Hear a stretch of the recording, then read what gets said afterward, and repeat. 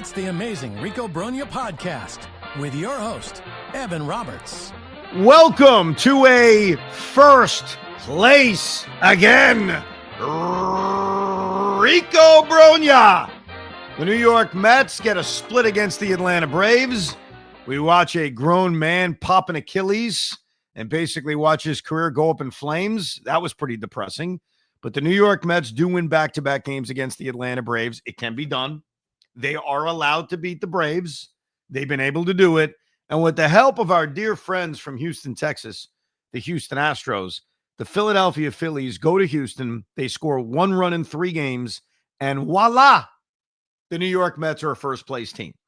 If you want to hear breakdowns about the Game 1 loss and the Game 2 loss, you could go back to episode 504 and 503. We have a drive-home podcast after the Game 1 loss and an instant reaction, Rico Brogna, to the Game 2 loss. So we will focus on the 2 victories, the split, the injury to Griffin Canning, the Rico I'm the man now star of the series, the net negative, and we will look ahead to what's next. Let's start with Canning. I hate to start with a negative, but, dude, that sucked.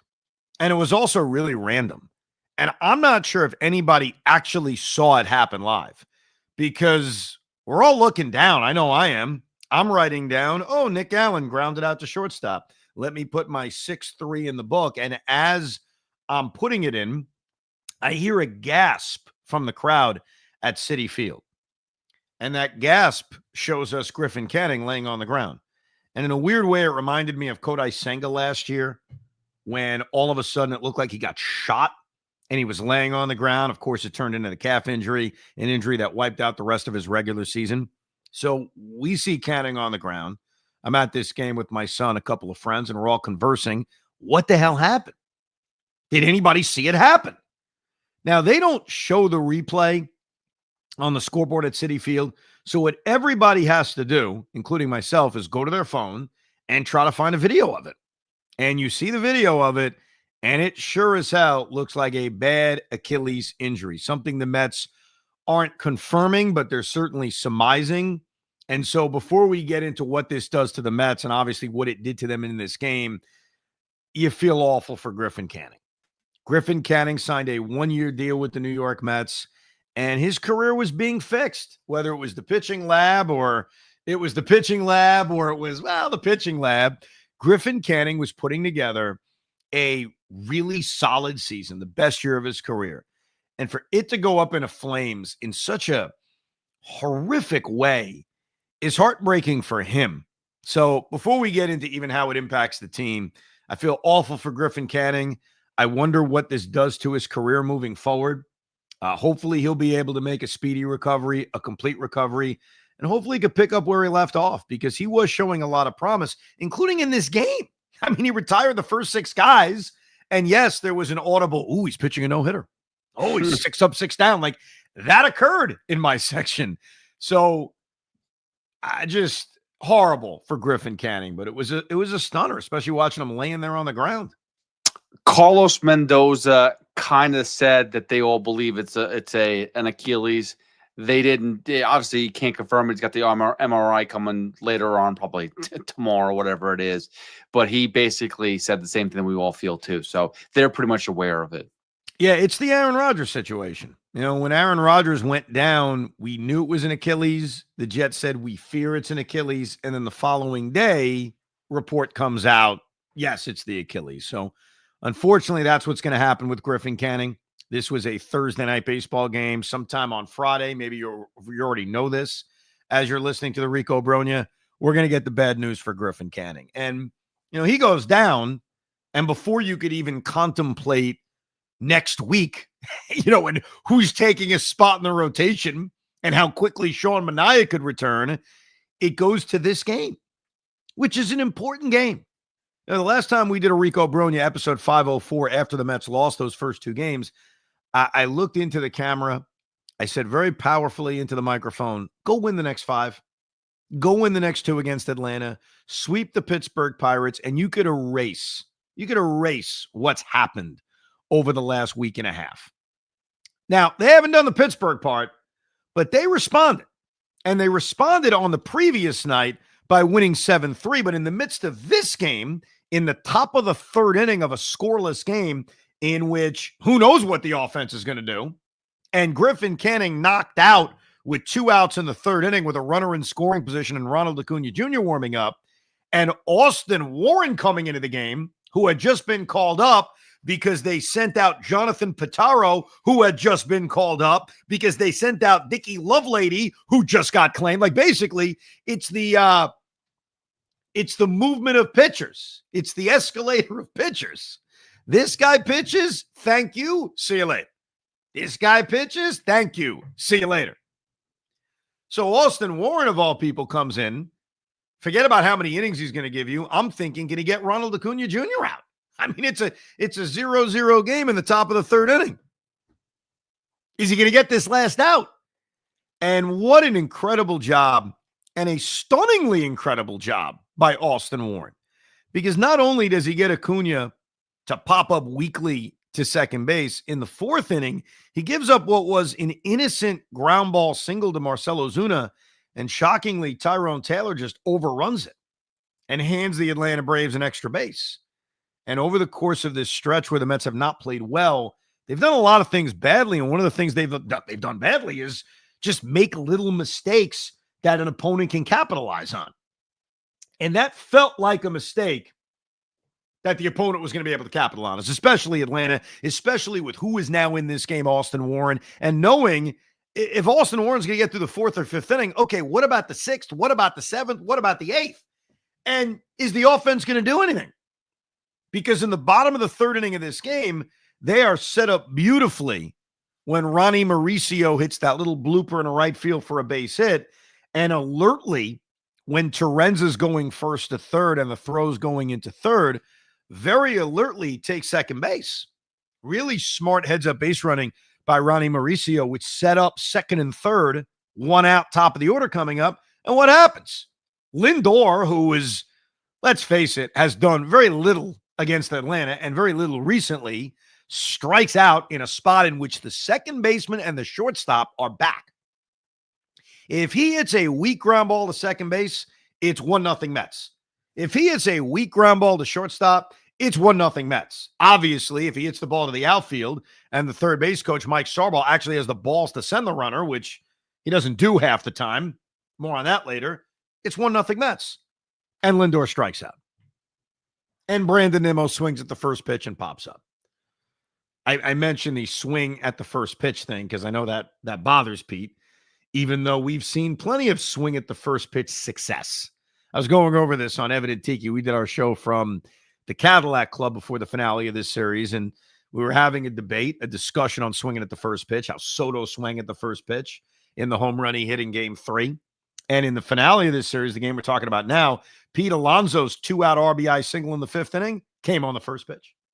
So sometimes there is first pitch success, but the Met lack of big hits continued in the bottom of the third inning of this game, and that's why Austin Warren, working out of that little jam of a runner on second, less than 2 outs in the fourth inning, was great. And then he pitches a 1-2-3 fifth. And it's like, man, you got to pinch yourself. Austin Warren gave this team 2 1/3 scoreless innings. Like, what the hell's going on? And luckily, this offense was able to do something. Tyrone Taylor hit a sacrifice fly right after Jeff McNeil should have hit a sacrifice fly. But again, Mike Starball, the third base coach, who was allergic to being aggressive on the base paths, decided to hold the runner at third, Juan Soto, on a play in which I know there's nobody out, so you want to be smart. You also can be aggressive. You're allowed to be aggressive. And he wasn't aggressive. And there have been other examples of that. But luckily, Tyrone Taylor hit it deep enough for a sacrifice fly. And then in the fifth inning, I mentioned Pete Alonso, who I got to give Pete a lot of credit for this. Pete Alonso has been quiet over the last 2 weeks, but his slumps in 2025, very different than his slumps of the past. Like his slumps now are, he's not hitting a home run. He's going 1 for 4. It's not good, but it's not awful. Like it's not 0 for 18, with 11 strikeouts. So his slumps and the slump that he was in hasn't been as deep and dark as it was a year ago. And maybe he's out of it because he put together a 3-hit game, including one ball that I thought was getting out. I thought Alonso was going to complete his promise to me of hitting a home run. He actually promised 3, but he was being a little bit of a pig there. 3 home runs. But he goes opposite field on that ball in the 4th inning. That was the rally that gave them their first run. I thought it was a 2-run home run. I also thought Juan Soto should have been sent. That was another example of Mike Sarbaugh being the opposite of aggressive, whatever term you want to use. And you could use whatever term you want. But Pete comes through with the big 2-out RBI single to give them a 2-0 lead. But the pitching was the story. And what was so encouraging about what they did in this game 4 of the series is that you saw this bullpen, which at times has been bad, at times in this series and this losing streak or losing stretch has been bad. We saw unusual guys step up. A guy like Austin Warren go out and get 7 outs. And then Dednel Nunez. And the Dednel Nunez thing may be the most encouraging thing of them all. Because last year, Nunez was a great weapon. And we came into the season thinking, oh, that's a guy who will definitely be in this bullpen. That's a guy who will definitely be asked to get big outs in this bullpen. And the Mets took it very easy with him in spring training. He didn't make the team. He didn't pitch well in AAA. He came up. He wasn't impressive. Couldn't throw strikes. Goes back to AAA. Isn't impressive. And really, it feels like the only reason he's back is because they need arms. And in this spot, he comes into a game in the 6th inning with a 2-0 lead, facing 9, but then 1, 2, 3, 4, 5 of this order. And even though Ronald Acuna Jr. just missed hitting a home run that made it 2-1, he goes out and he doesn't only strike out 4 guys in a row. He strikes out Matt Olson. He strikes out Marcelo Zuna. He strikes out Austin Riley. He strikes out Sean Murphy. A very impressive, dominant performance by Dednel Nunez. To where you start to think, can he become that weapon we thought he was? Like, is this the kind of performance where Dednel Nunez not only saves them on a night where they needed saving, especially because of what had happened to Griffin Canning, but can Dednel Nunez re-enter the circle of trust? Now, I'm not ready to do that off of this game, but I think what he has earned is more opportunities. That's what he's earned. Now, the Mets are in a very tricky spot because they're still playing every single day. They've got 3 games in Pittsburgh coming up. So, unfortunately, Dednel Nunez is certainly a candidate to be in the shuffle. He's a candidate to go right back down to AAA. I think Austin Warren is the likeliest guy because he threw 2 1/3 innings. But as the Mets continue to look to refresh their arms, unfortunately, pitching well doesn't guarantee you stay. Unfortunately, it's availability that matters the most. The good news is they have an off day on Monday. They have another off day the following week. And before you know it, it's the All-Star break. So the Mets have a chance to kind of refresh themselves, just not yet. But a very impressive performance by Dednel Nunez. And then Ryan Stanek gets the job done. Edwin Diaz gets the job done. And the Mets, stunningly, in a game in which Griffin Canning has to leave with 2 outs in the 3rd inning, the bullpen of Austin Warren, Dednel Nunez, Ryan Stanek, and Edwin Diaz pitch a 3-hit, but here's the best part, 0-walk shutout. 0 walks? This is the definition of baseball making no sense. The Mets have not been able to pitch over this stretch. Not able to pitch. And what else have they not been able to do over this stretch? Throw damn strikes. And here you've got, especially Warren and Nunez, Dednel Nunez and Austin Warren pitched a combined 4 1/3 innings, gave up 1 hit, and didn't walk anybody. Like, makes no sense. And by the way, we needed this. Considering the agony of the last 2 weeks, considering the bad baseball we've seen over the last 2 weeks, bullpen blowing games over the last 2 weeks, like brutal losses. Brutal losses. The Atlanta game, or both Atlanta games, which one? The one on the road, the one at home a few days ago. To get this kind of effort from the bullpen, so cleanly, so stress-free. Like, that's baseball moment. And it gave the bats enough time to actually do something.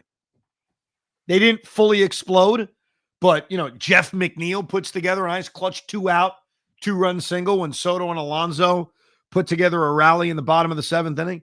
And it's a really nice, clean victory that at least makes you say, all right, Griffin Canning's out. For one day, the Mets survived. And now we'll talk about what they have to do longer term, because the Mets do have a little bit of a hole. I'll get to that in a few minutes. Let me get to game 3, the game that they won when they finally beat the Atlanta Braves. And really that came down to the offense giving you that one big inning. They get the solo home run from Juan Soto, from Ronnie Mauricio. He's the guy that really set the tone by going deep. And you know what? I want to take some credit on something. On our last Rico Brogna episode 504, we were all pissed off. I was pissed off. We were all angry. This team sucks. This team is awful. Oh my God, it's the end of the world. And why I was concerned and bothered and pissed, there were a few positives I pointed out. And one of the positives was that Ronnie Mauricio in the Fugazi rally of the 9th inning hit an RBI double against Raisel Iglesias. And what I said at the time was, hey, you never know. Maybe that double is going to lead to something. Maybe it gets him going. Well, in his first at-bat of game 3 of this series on Wednesday, Mauricio hits a home run. He ends up going 3 for 4. He followed that up with a 1 for 4. So Ronnie Mauricio is building, or has built, off of that RBI double against Iglesias. So for the amount of times I say stuff like that, because Hoff, you rolled your eyes. You're like, I'm going to build off of that. What the hell is that? Well, let's be honest. He did build off of that. So there you go. I don't want credit. Give Ronnie Mauricio credit. But the Wednesday game really turned in to the Juan Soto game, because after Holmes gives up the home run to Drake Baldwin to immediately say, 1-0 lead, here it is right back. You have Juan Soto hitting a home run. You have the rally with Jeff McNeil ripping a double, Marte sac fly, Brett Beatty behind in the count RBI single, sac fly Lindor, Nimmo behind in the count RBI single, a Soto home run late. You got to see a little bit of an offensive explosion, at least for one inning. But let's not get lost by, I think, one of the most important plays of the season, let alone this series. Top of the first inning. Remember, the Mets have lost the first 2 games of this series in agonizingly depressing fashion. Whether it was blowing the lead in game 2, which they did, 3-0 lead, whether it was Juan Soto striking out with guys on base and then the bats going down limp after Paul Blackburn gave up those early runs. You are now 0-5 against Atlanta. And Clay Holmes gave up a 2-run home run to Marcell Ozuna. I mean, that essentially happened. 1 out, nobody on, top of the first. He walks Matt Olson on 4 pitches. He's ahead of Ozuna 0-2, and Ozuna hits a ball that's over the fence. And Jeff McNeil, playing center field, makes this incredible leaping catch. If he doesn't make that catch to rob Ozuna of a 2-run home run, it's 2-0 Atlanta. And I cannot tell you the game plays out the same way. How could you say that? You don't know it. And maybe the Met bats overstress themselves, realizing, crap, we're losing this game. Crap, we got to score runs. Crap, immediately we're down 2-0. I think Jeff McNeil's leaping catch against Marcell Ozuna in game 81 of this season to this point, and it will probably change, but to this point is the most important defensive play the Mets have made all year. I'd argue that. I think the complexion of this series is different. That game is certainly different. And that was an incredibly clutch, awesome, amazing catch. And it kept the game tied until the Mets could take the 1-0 lead. And even when Atlanta ties it, all right, it's a 1-1 game, and the Met bats responded immediately. Obviously, that game also turned into the Juan Soto game. Soto hitting the home run on the first pitch of the 4th inning after Holmes had given up the lead. And then obviously the home run late. It'd be nice if Soto hit some home runs with guys on base. Just saying. Beggars can't be choosers right now. The Mets are hitting home runs. It just seems like all of them are with nobody on base. Hopefully that can change. But hey, they put together the big inning. They give you the 5-run fourth inning. They get a decent performance by Clay Holmes. Look, the difference between Clay Holmes in this start and Clay Holmes in his previous start is that he was able to get through the fifth inning and not, basically ask your bullpen to get guys out when you're leaving inherited runners on base. That was the difference. Like Clay Holmes with 2 on and 2 out against Austin Riley got the job done and got him out to end the fifth inning. And so instead of it being 4 2/3 innings, 3 runs, it's a very organized 5 innings, 1 run. And even though it's not deep enough in a game, and we know that's a big problem this team has, 5 innings, 1 run's fine. It's an acceptable performance. It was not dominant by Clay Holmes. He walked 4 guys. There were guys on base every inning. He got bailed out by a great play by Jeff McNeil. But at the end of the day, 5 innings, 1 run is 5 innings, 1 run. I'm not concerned about Clay Holmes more than I'm just skeptical of how this is going to continue. And not that he can't continue in the rotation, but I've noticed that the Mets are being careful with him in terms of when he pitches. They're not pitching him on regular rest. Now, is that a hard, fast rule like it was for Kodai Senga? Clay Holmes is literally, I was looking this up the other day, and I want to confirm it before I say it again. I think he's only made 1 start on regular rest this entire season. And if you look at when they inserted Frankie Montas this week, it conveniently pushed Clay Holmes back. So the Mets are probably doing the right thing when I say that they're doing this, which is handling him very carefully. They're handling him very carefully because he's throwing an amount of innings that he's not used to. And I can confirm, Clay Holmes has made 1 start on regular rest. And really overall, the Mets have been careful with anybody pitching on regular rest. Like Tyler McGill did it a bunch of times. Griffin Canning's done it a few times. Obviously, both those guys are out right now. Not that doing that on regular rest had anything to do with it. Even David Peterson's only done it once or twice. So I wonder if the Mets are going to continue to try to do that with Clay because he is in uncharted territory. Now, we talked about this when they signed Clay Holmes initially, which is, would they ever move him back to the bullpen? We know he can be a great weapon out of the bullpen. Right now, the Mets can't afford to do that. Is that something we're talking about differently later in the season? Maybe, especially if he struggles. And right now, he's not struggling. Like 5 innings, 1 run is an acceptable performance. Does it put strain on the bullpen? Sure, it does. But what's putting strain on the bullpen is not 5 innings, 1 run. It's 3 innings. It's 2 2/3 innings. Like, that's what really puts the strain on one's bullpen. 5 innings doesn't help because you're still looking for 4 innings out of your pen. But having it happen every single start, that's what makes it tough. Like, if you can mix in a Sean Manaea going 6 or 7 or a David Peterson going 6 or 7, then a 5-inning performance by Clay Holmes is not the end of the world. But it was a very shaky, command wasn't great, but he made the pitch when he needed to kind of outing. And that's really what that game turned into. But it was important to win. It was important to get off the snide. And Jeff McNeil's defensive play should not be forgotten. It was an incredibly important defensive play that helped take game 3 in the right direction and not the wrong direction. The negative from game 3, and it turned out not to kill him because Edwin Diaz did pitch in a non-save situation the following day, was the fact that Jonathan Pitaro, in his major league debut, coming into a game in which he has, a 7-1 lead, can't get the 3rd out, and Mendy has to go to Edwin Diaz with 2 outs in the 9th inning. That's a negative. The good news is it didn't cost them on Thursday, but it should cost them on Friday. Like, I don't think Edwin Diaz is going to be available for the opener of the Pittsburgh series. And I don't blame Mendy for using Diaz with a 4-run lead on Thursday because I think Mendy realized, I just got to win this series. Why am I going to screw around?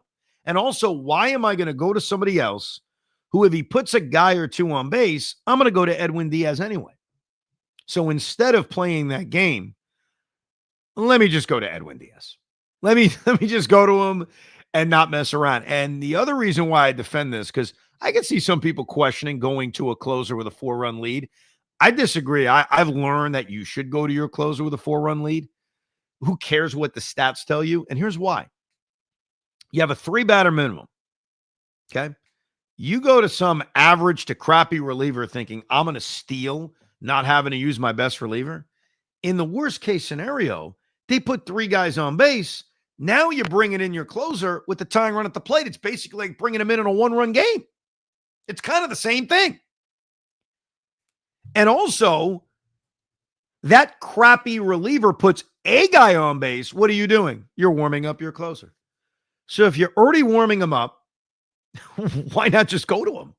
Why not just bring him in and say, screw it, let's get the save, or not the save, just win the game. So I have learned, especially with the 3-batter minimum, to just, why screw around? Let me go to my stopper. Come on in, get the 3 outs. Let's go home. There's one other strategy you could try, which I don't think anybody's done it yet.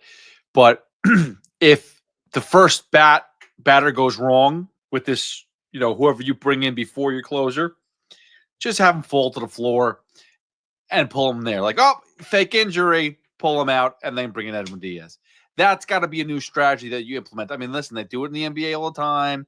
They do this in football all the time. Lay down, we'll sub you out. I know that's not great, but that's something that they have to start thinking outside the box to get that 3-batter minimum out of the way. A lot of outside the box thinking over the last few days. I've heard a lot of crazy thoughts over the last few days. Did you hear this one? That Brandon Nimmo should bat 9th? Yeah, you were first on that one. Okay. Manglehorn, or Mark in Phoenix, as he's called, says, Evan, are you wearing pants? Dude, you're shifting around while talking about Griffin Canning. Let's hope it's not as bad as it looked. And it seems like you're not wearing pants. You should wear pants. Even if it's 11:30 p.m. or whatever back east, you're on YouTube. Put on pants. All right. I am not wearing pants. Now, the good news is I'm wearing bicycle shorts. Let me stand up. There you go. See, can you see this if you're watching on YouTube? Bicycle shorts. What the hell's wrong with that? It's not like I'm naked.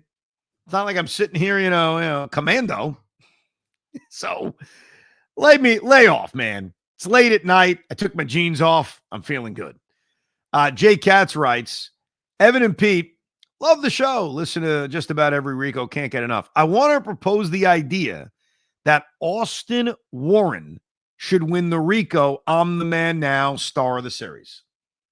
With how deflated the dugout looked after Canning went down, I'm sure most Met fans, myself included, saw the Mets meekly losing this game without putting up much of a fight.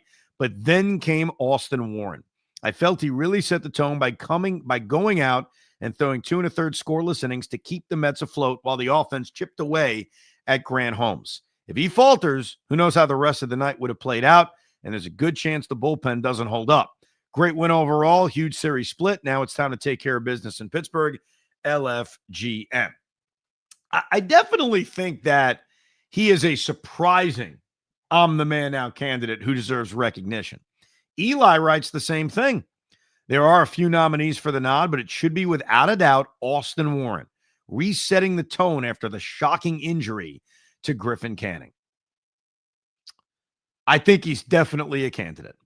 And what's unfortunate for Austin Warren is he could potentially win this award, and then his reward is being DFA'd. So let's get to the award, and then we'll look ahead at how to replace Canning, the Pittsburgh series, all that kind of stuff.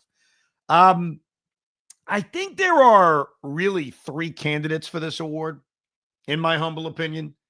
I think candidate number 1 is Austin Warren. I think that is certainly compelling to bring his name up. Obviously, I mean, I don't need to re-explain what he just did. He came into a pretty awful situation when Griffin Canning went down, comes right in, gets Acuna in a big spot, runner on second, 2 outs, good 1 hit. He gives up the lead, and yes, the complexion of the game is different, and then goes out and gets 6 more outs. I think the other candidate, even though his offensive numbers they don't jump out at you, is Jeff McNeil. I think Jeff McNeil is a great candidate because of the defensive play. That was a very, very important defensive play, like we talked about. He had that double in the 9th inning of the Fugazi rally, but it was a great at-bat. And look, they got Lindor to the plate as the tying run. It ain't Jeff McNeil's fault that Lindor rolled one over and grounded out to second base.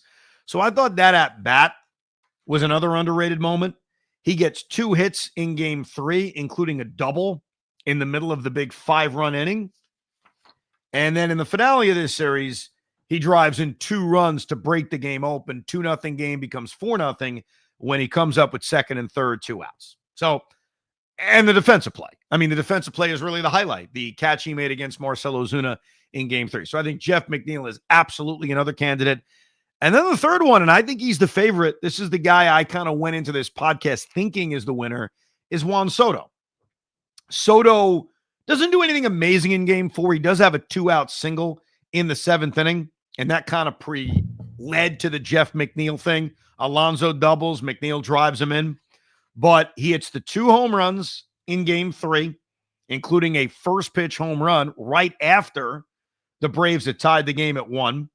Hits the other home run late for good measure. A record that seemed to mean a lot to him.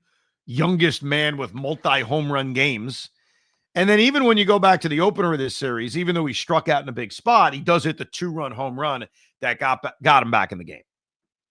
So I think it's Soto. I think it's McNeil. I think it's Austin Warren.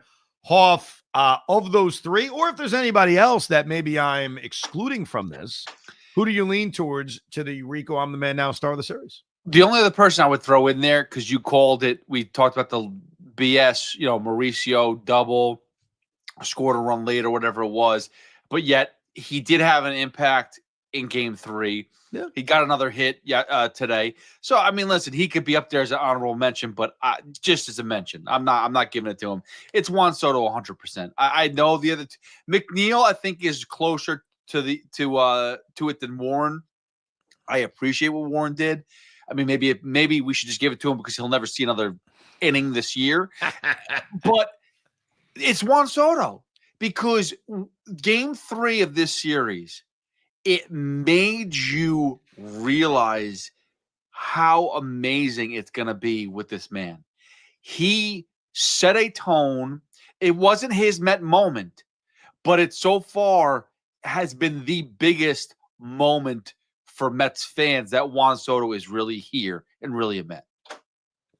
I agree with you. I think it is Juan Soto. I think when you look at this entire series, a long series, a 4-game series, even in the first game, the game they lost, their only semblance of offense was him hitting the 2-run home run. And it sucked that he also had another opportunity to be the hero, to really put the Mets on his back, and he struck out. And it happens. I mean, he is not perfect. Nobody is perfect.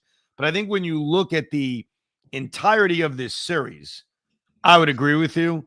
But talking it over makes me realize it's a lot closer than I thought. Because I think I went into the Rico thinking, it's Soto. I mean, what are we talking about? But when you think about McNeil's imprints all over this, I think he makes it close. The thing about Austin Warren is it's one game.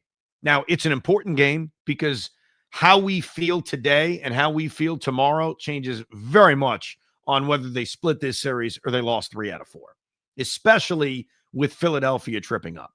So I don't want to minimize the 4th game of this series. It was a really important game. It's a swing game. It's a game that not only swings your emotions, but swings where the Mets are in the standings. So I think all 3 of them are great candidates. But I agree with you. When you look at the totality of this, I give Juan Soto the I'm the man now star of the series. And what that means for Juan Soto, as I get my chart out, is he has now won the award in back-to-back series. Ooh. And believe it or not, this is now the 2nd person to do that. We have only had back-to-back winners one other time. And that, believe it or not, was Francisco Lindor. Back all the way when they swept the St. Louis Cardinals and they swept the Philadelphia Phillies. Remember when they had that incredible 7-0 run against St. Louis and Philadelphia? Well, Lindor put up great numbers. 7 for 18, 2 home runs, 7 for 12, 2 home runs. So he wrapped up the back-to-back award. And for Juan Soto, he's done it again. So let me write down his name in this 2-2 series tie. Now we got the net negative. I got a lot of options for the net negative. I think I just want to give it to Huáscar Brazoban, because when you go back to game 2 of this series and the Mets literally having a lead and us feeling pretty good about things, and, Frankie Montas comes back and looks great. By the way, honorable mention of Montas for Rico. I'm the man now. I mean, the guy threw 5 scoreless innings, like hell of a job.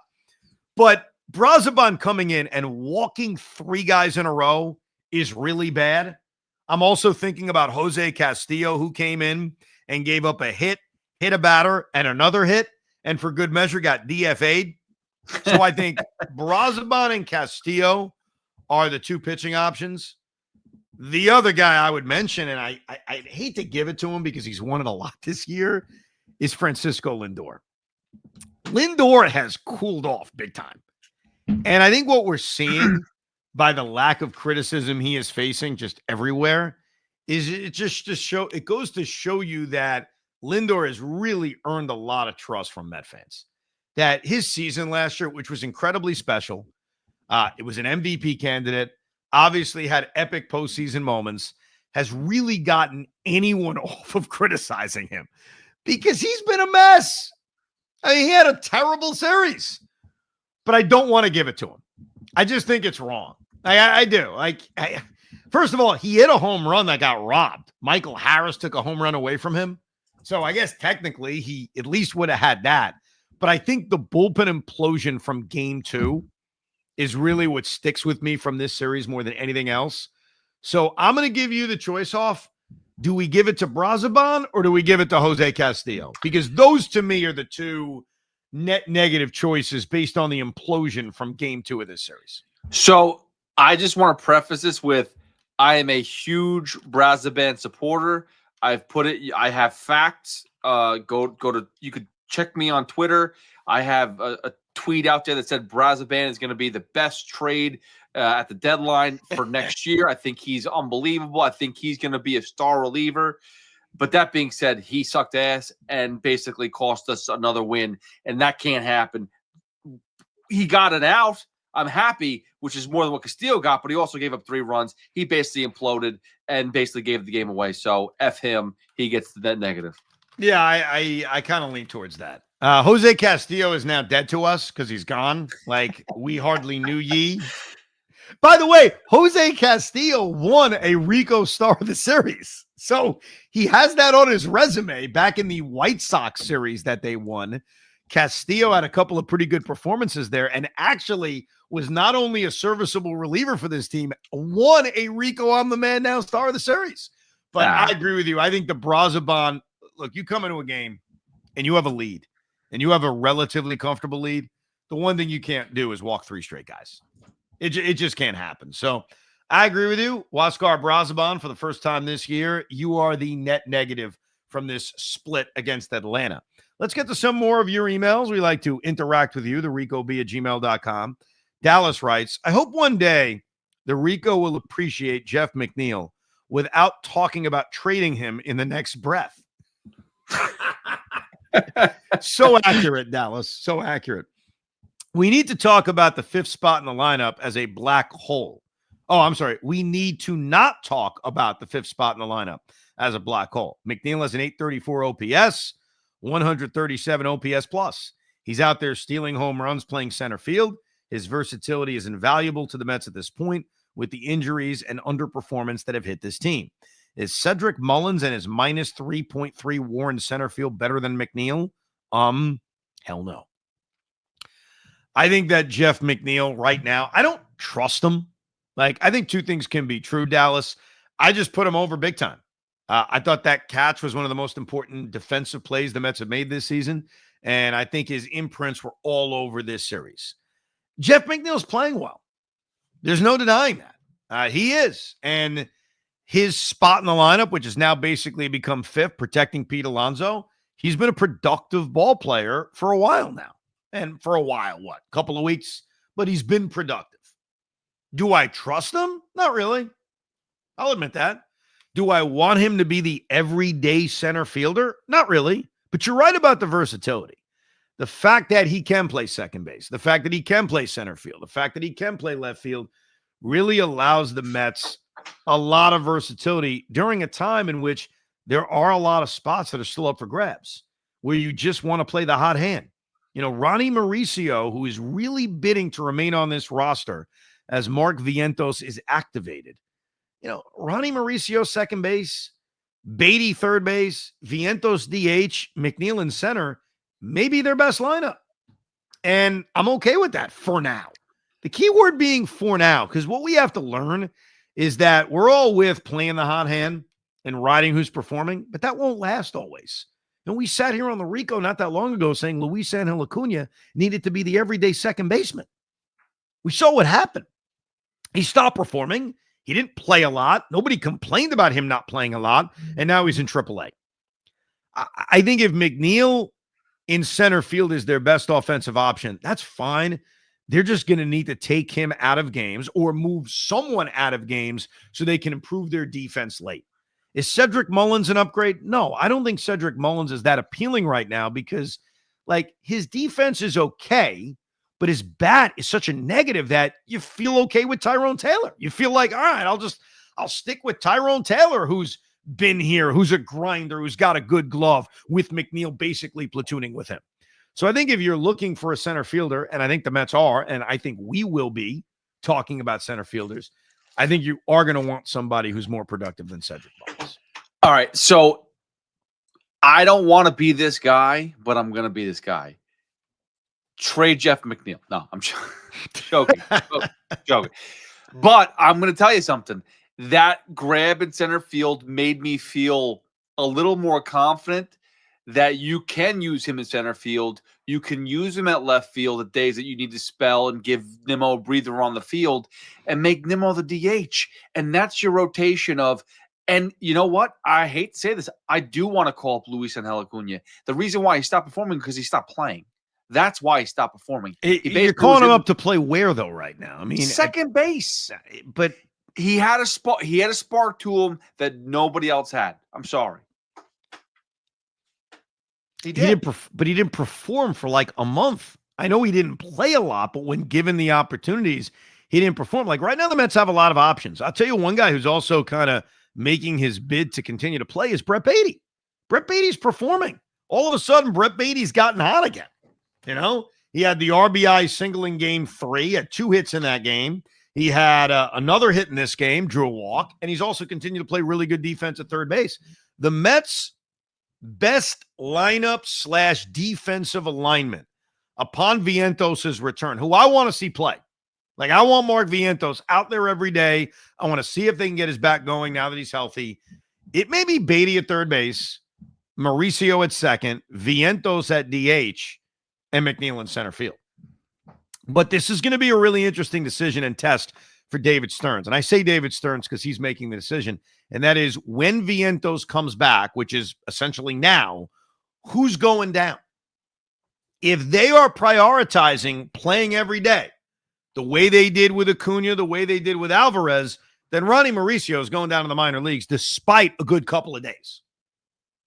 But if they're going to go, hey, he's performed, we can find a way to get him at bats, then the guy who should go down is Jared Young.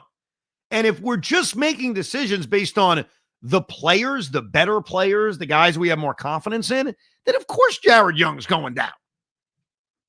But if the decision is based on playing time, that's where things get complicated. I can map out a way, until Winker comes back, because that would complicate things. I can map out a way in which Ronnie Mauricio and Brett Beatty and Mark Vientos are all getting plenty of at-bats. It ain't that complicated. Who loses out? I think Tyrone Taylor probably loses out. But without bashing Tyrone Taylor, because this isn't a bash of him, it's just the reality. He's a fourth outfielder. Like, we've known this for a year and a half. It doesn't mean he stinks. Doesn't mean I want to get rid of him. He's just, that's what he is. And that's okay.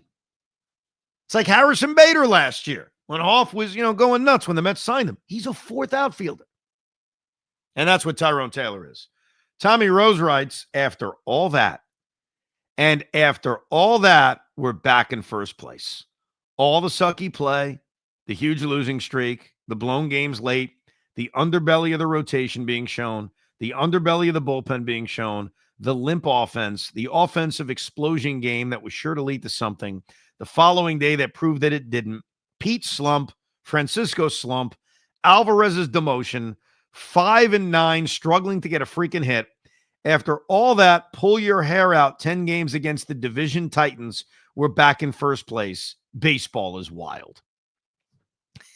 It's all true. This has been an awful stretch, and you described a lot of it, and the Mets are in first place after 82 games. Michael writes, Evan and Pete, does this series, this split against Atlanta, eclipse the split in LA in 2022 as the greatest split in baseball history? I'll hang up and listen. Now, Michael clearly is a longtime Rico listener, because all the way back, I think this was like the very beginning of the Rico Brogna. How many episodes ago this was? Back in 2022, the Mets went to LA. Okay, not the series at Citi Field where Nimmo made the great catch, DeGrom pitched, the Mets won 2 out of 3. Not talking about that. They had a series in LA in which they lost the first 2 games, and then they won the next 2 games, including the Sunday afternoon game being like a crazy, exciting, hold on for life victory. And yes, I was declaring it the greatest split in the history of the Mets. And I asked people, I defy you. Find me a split better than that. This is not the greatest split in Met history. I know it feels great because they got these last 2 games, but there's still that we split against the Braves. You know, we're at home. The Braves are under 500. Like, there's still that disappointment that they even lost the first 2 games. So, no, I don't think it's the greatest split in Mets history. I think that series in LA still holds the crown as the greatest split. I think this is a sense of relief more than anything. I mean, you start the season 0-5 against an Atlanta Brave team that, you know, against everybody else isn't that good. Now, they face some tough pitchers. We can't ignore that in the 5 games that the Mets lost to Atlanta, they faced Spencer Schwellenbach twice, who they can't hit, Spencer Strider twice, and Chris Sale prior to his injury. That is not exactly easy. Now they face Grant Holmes and Didier Fuentes. You know, it's a little bit easier. But no, it's a relief that they won these last 2 games, especially with the help they got from the Astros to get back to first place. But the greatest split ever is still that series in LA. Jose writes, Evan and Hoff, with Canning going down, it's time for the Mets to use an opener going forward. I nominate Jose Butto, and we could call up one of the pitching prospects to be the bulk guy. Plus, with Butto, we can slowly extend him to 3, 4, even 5 innings over time. I understand that the Mets don't see Butto that way, but they're running out of effective starters, and it's easy to trade for relief help than a starter. I do agree, and I think the reason why it's easier to trade for relief help than a starter is that you don't have to trade for an elite reliever. You can basically take, like the Mets did, lottery tickets out on relievers, and they're very, very up and down.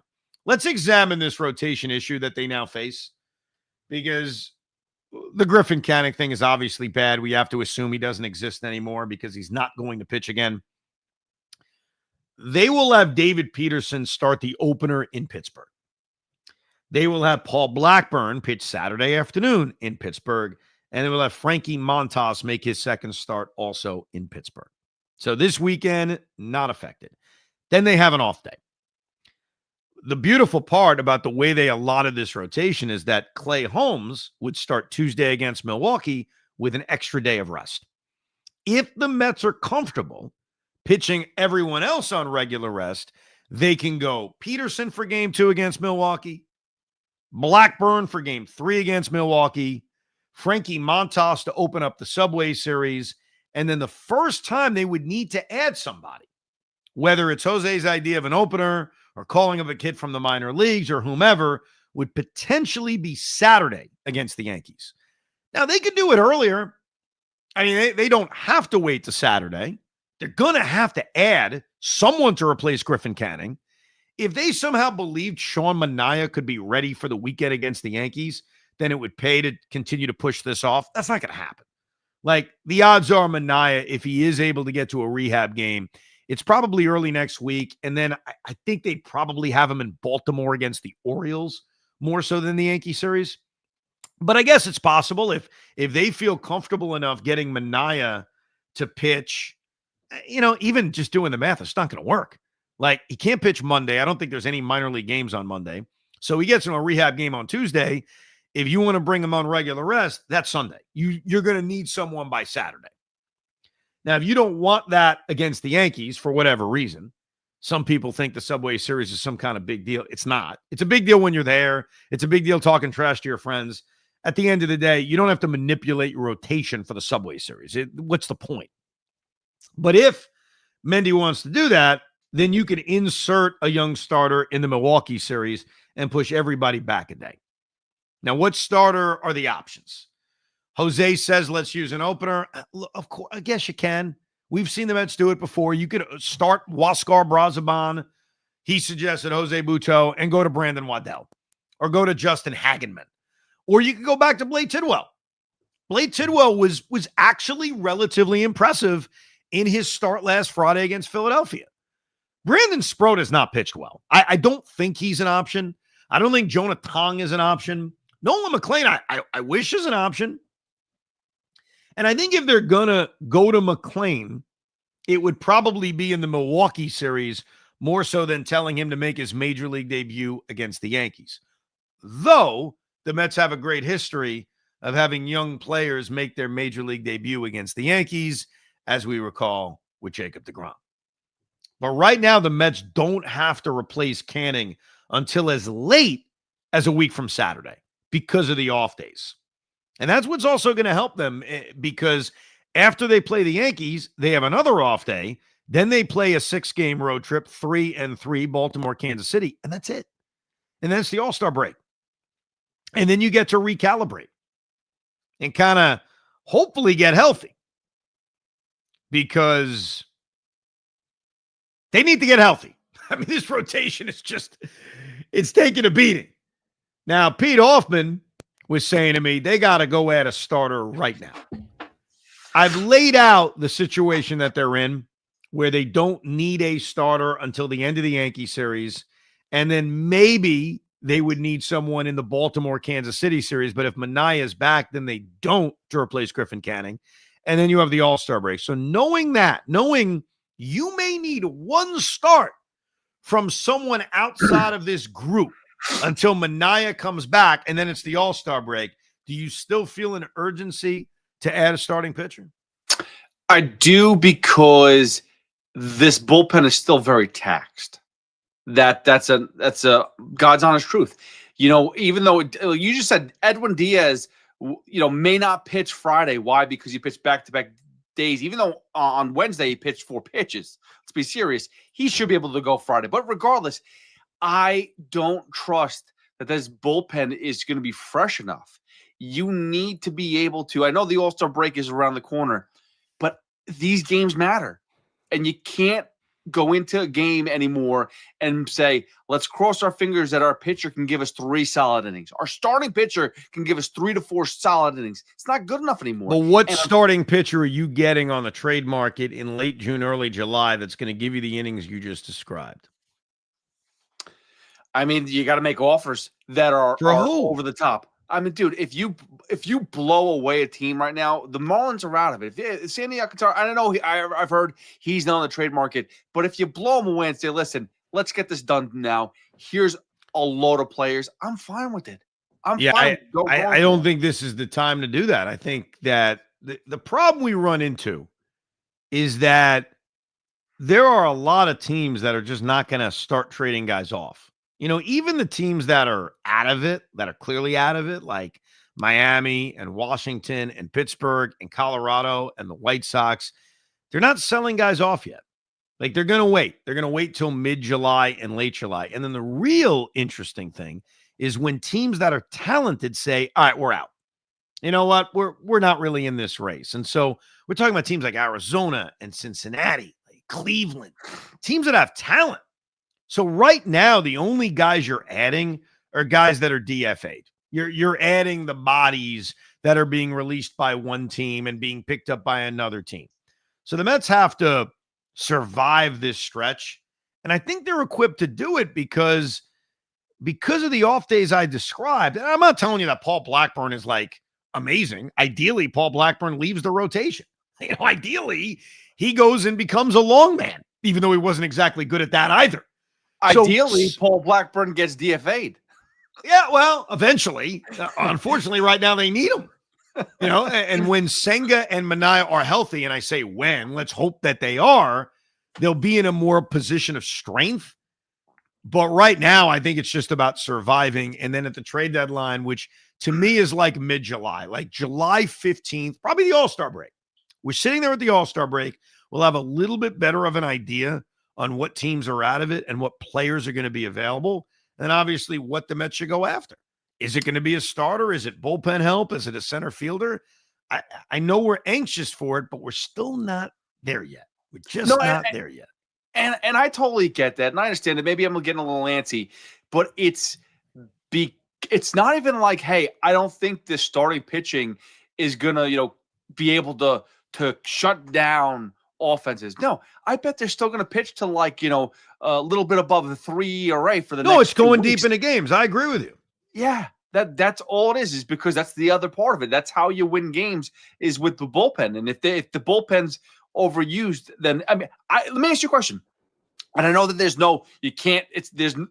no stoppage of let's opt guys out, let's call this guy up, let's DFA this guy. There's endless moves that they can make, but my God, is that really the future of how they're going to last the rest of the season? It's not the future. It's surviving this period of time. I mean, they're going through a period of time in which they have not gotten length out of their starters.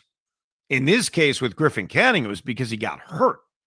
It looked like he was destined for at least 5 innings. We'll see. Maybe it would have ended earlier, but some of it is circumstance. Even David Peterson. David Peterson's usually an innings eater, but last Sunday against the Phillies, he gets knocked out after 4 innings. So they're just going through a stretch right now in which they're not getting innings to an extreme level. They don't get a lot of innings from their starters in general, even with that great team ERA, but this has been extreme. So, yeah, they're forced on a daily basis to make all these roster moves just because of the circumstances they're in right now. There's just not any big move to be made right now. The only moves you're going to make is you're going to pick someone up off waivers. That's it. You're going to add yourself a fresh arm. But that's not the long-term answer. We're going to know. Now, sometimes you just know, and we're not there yet to know what the Mets have to add at the trade deadline. And I think what's going to help determine that is Sean Manaea. This Sean Manaea thing is really important. The loose bodies thing is scary. I saw him throwing today when I was at Citi Field on Thursday. Hopefully this means he's going to make a rehab start. And if all of that can go well, that's a huge help. If it doesn't, if we get a Sean Manaea setback, well, then we have to brace for the fact that no one's walking through that door because Senga is not days away. Senga's not weeks away. Senga's probably over a month away. That's a long damn time. That's after the trade deadline. Honestly, I'd be surprised if Senga's making a start before the trade deadline. So I think the Manaea news, whatever it turns out to be, is going to be really, really important.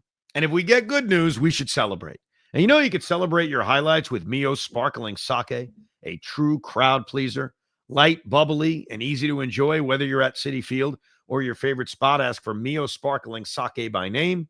A new tradition served chilled, imported from Japan, the official sake of Rico Brogna. Enjoy responsibly. I did get mocked for it, but that bucket hat giveaway was tremendous. Love the bucket hat, the reversible bucket hat. And it actually led to the Mets selling out Thursday night's game. They've had big crowds basically every day. Got to make Steve Cohen happy, but a sellout on a Thursday night against the Atlanta Braves. What's next? Here's what's next. They got to beat the Pirates. The Pirates are a lousy team. They're not facing Paul Skeens. There is no excuse. Get 3, make us all happy. Maybe the Phillies get tripped up when they take on the Atlanta Braves, and all of a sudden being back in first place can turn into a first place lead. And then a much needed off day before they play Milwaukee and the Yankees for the final homestand ahead of the All-Star break. But Met fans, feel good. Despite the recent stretch, despite the injuries, despite what happened to Canning, despite the offense, making you want to pull your hair out at times, the New York Mets are a first-place team. And that's good news. So thank you very much for listening and downloading episode 505 of the Rico Brogna. Make sure you subscribe to the Rico Brogna. We always have Ricos after every single series. Give you your series recap, The Rico, I'm the Man Now star of the series in the net negative.